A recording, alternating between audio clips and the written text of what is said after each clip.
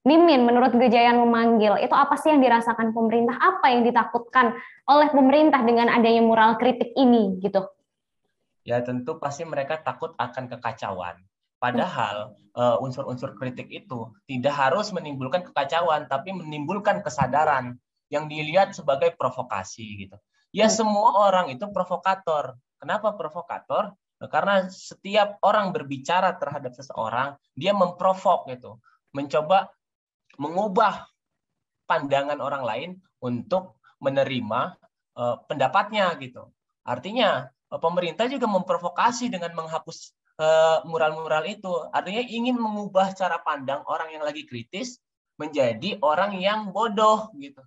Nah, yang provokator itu pemerintah yang terus mengubah pola pikir kita yang mulai tumbuh menjadi kesadaran yang dungu gitu.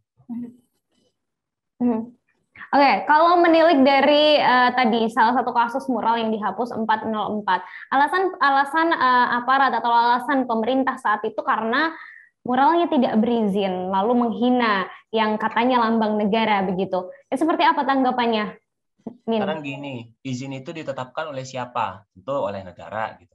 Sekarang untuk baliho negara memberikan izin sampai berapa banyak iklan produk ya. Tapi juga yang paling penting kita lihat berapa banyak poster atau baliho bertebaran yang menampilkan tokoh-tokoh politik yang secara nilai nggak ada itu memiliki makna di masyarakat, nggak ada value-nya, kata-katanya kepakan lah, koalisi bersama rakyat lah, padahal itu hanya bagian dari menaikkan elektabilitas mereka. Nah, mural ini tidak diberikan izin, padahal mural udah menjadi kebudayaan kita gitu, sejak Hmm. merdeka gitu. Ya, ketika diberikan izin harus sesuai dengan program-program pemerintah. Artinya kan apa? Artinya demokrasi itu dinilai dari perspektif pemerintah, bukan dari perspektif rakyat, bukan demos, bukan kreatos, gitu Hmm. loh. Oke, kalau untuk tadi disebut juga kan izin, mengenai izin. Saya ingin tanya sebenarnya untuk membuat mural itu memang ada regulasinya ya, Min ya?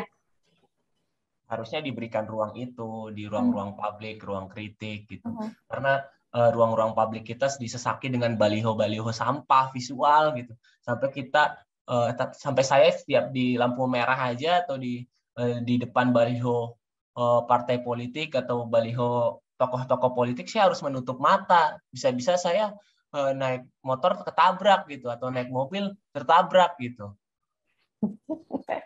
Ngomongin Gara-gara soal gara-gara baliho saya nabrak terus dituduhnya minum alkohol gitu. Padahal saya menghindari melihat baliho yang bertebaran di mana-mana yang nggak punya value, yang cuma membodohi rakyat gitu, karena dia punya uang bisa menyewa itu.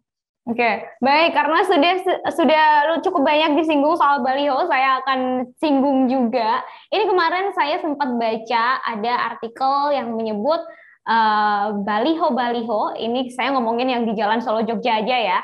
Hmm. Yang ada di Jalan Solo Jogja, baliho-baliho elit politik eh, yang sangat banyak bertebaran itu. Disebut ternyata banyak yang tidak berizin juga. Gimana tuh, Mas? Nah, ini kan konsekuensinya. Tentu kita menyuarakan pendapat juga apakah harus diberi izin gitu oleh pemerintah. 17 Agustus di tembok-tembok kampung mereka membuat mural sendiri untuk merayakan revolusi 17 Agustus itu. Apakah harus izin ke pemerintah, ya kan?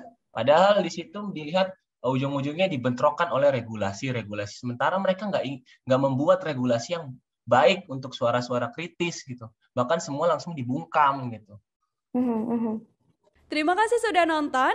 Jangan lupa like, subscribe, dan share ya.